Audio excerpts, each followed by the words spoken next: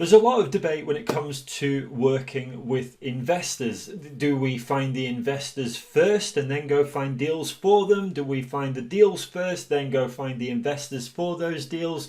And at Goliath, we're very clear on how we believe you should operate. But what I want to do is just clarify why we feel this is the way to operate, the pros and cons of both, and actually there is merit in the other method, but it becomes a secondary approach rather than your primary approach. And remember, this is all based on experience of having done it both ways. So ultimately, we're not just saying this from theory, we are absolutely teaching this through practice.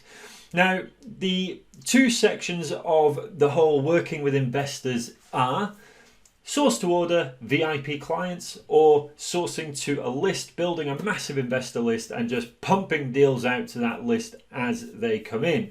Now, we at Goliath firmly believe that the way to work with investors is sourcing to order, or VIP sourcing. Now, what this means is that rather than just simply building a generic investor list, what we do is we select 3 to 5 VIP property investors at a time to work with directly.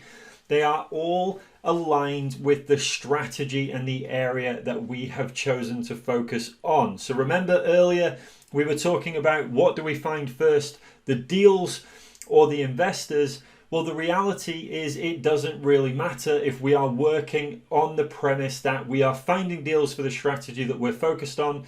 We're finding investors that are interested in that strategy that we're focused on, and we're pairing them together. So if you're just starting out, what I really recommend that you do is start generating those leads as quickly as possible. But at the same time, you can start building up your investor list of 3 to 5 VIP clients who are going to be interested in your focus strategy, in your focused area. Now, the beauty of this is that it means you remain in control of who you work with. So you ultimately choose who the VIP clients are that you want to work with. What that means generally is that you're going to select people that you are happy to work with, that you get on with, that you hopefully see a long-term relationship building with, who will buy multiple deals from you as they come in, who are all aligned in a very similar strategy and area, but maybe have slightly different expectations when it comes to return on investment in terms of the capital that they've got to spend, the deals, the property types that they're looking for example, but they're still aligned with the strategy and the area that you are looking in. So in terms of that being our advice to you, sourcing to order, what I don't want you to do is think that that means that you just build your list of 3 to 5 VIP clients and ignore everyone else that's interested in working with you, because ultimately not all deals are going to be suitable for those 3 to 5 clients. Those 3 to 5 clients get the priority. They get the first dibs at those deals, but you are going to come across deals that maybe just don't quite match the criteria that they want, but you have got a list of other investors that may be interested in that particular deal. So I definitely recommend building up an investor list on the side, maintaining that investor list through constant contact about the activity that you're doing, maybe a newsletter, keeping it a very active list. But the 3 to 5 clients that you are working with on a VIP source to order basis, they are going to be the ones that you carry out your investor due diligence on. They're the ones that you're going to get proof of funds for, ID. They're the ones that are going to be directly impacted by the money laundering rules and procedures that you need to follow, because you need to make sure that their funds are genuine and legitimate and legal. You also want to be ensuring that the contact that you make with those particular investors is a lot more personal. There's a lot more emailing, there's a lot more telephone calls, depending on how they want to be communicated with during the process, because ultimately the investor relationships that you build over time as you grow your deal packaging business, they are going to form the solid foundations of generating that consistent, predictable fee income, because good investors will buy multiple deals. And of course, there will come a point where your VIP list, a couple might get to the point where they are satisfied, they are not looking for any more deals. You just simply bring someone out of the B list effectively. You qualify them, you go through that whole due diligence process again, making sure that they are the right fit for you.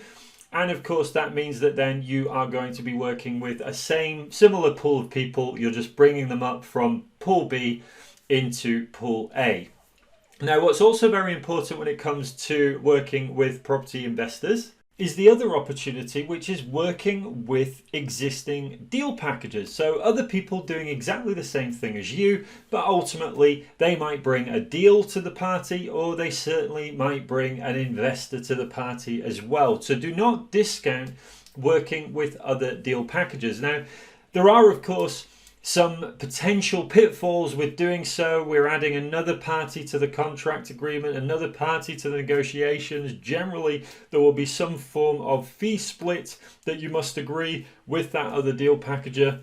You also don't necessarily know their systems, their processes, their procedures. Are they compliant?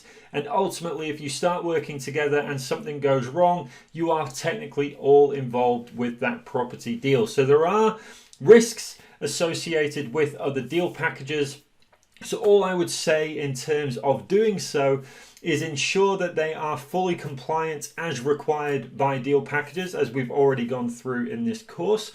Also, ensure that any due diligence that they've carried out on their clients has been done and they can prove it has been done as well. And always ensure that you retain control of your part of that property deal. So if you bring the lead, the property deal itself, then you remain the point of contact with that property owner throughout the process. If you brought the investor, then you remain in control of communications with that investor. Ultimately, you control your part of the deal, they control their part of the deal, and you eventually share that fee at the end. So investors are very, very important to get right. Remember, we're building a long-term sustainable property business, and that comes with the relationships, the network that we build, and it is based on the reputation that we build about ourselves as well. And ultimately, that comes down to how we manage relationships with investors, with property owners, with other deal packages. So remember, we are always acting ethically and properly. We're always ensuring that all parties involved with the deal are compliant, they're following procedures, it's all legal and above board. And ultimately, we control the part of the process that we're responsible for. So of course, if we bring the investor and we bring the property deal, then we control the whole process. If we bring half of that deal, we control the half that we bring. And just make sure that those systems, that communication is always current, it's always regular, it's always as you say you are going to communicate, because that is what's going to build you a solid relationship with your investors and your extended network in terms of financiers, other deal packages and the like.